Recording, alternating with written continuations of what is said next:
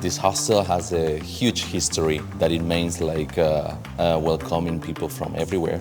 As you know what it means a hostel, they can find here everything like fun, chill, adventures, great stories, good connections.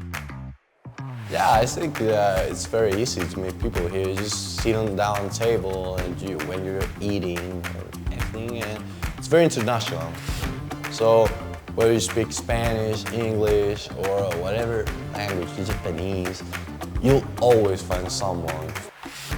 Yeah, we have the bar opening every single day. There is not only about the hostel guests, it's also about locals, expats.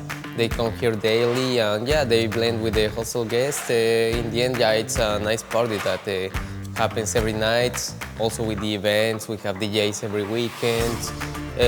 We have some extra events that are really popular in Lisbon. So yeah, the bar is a hot spot.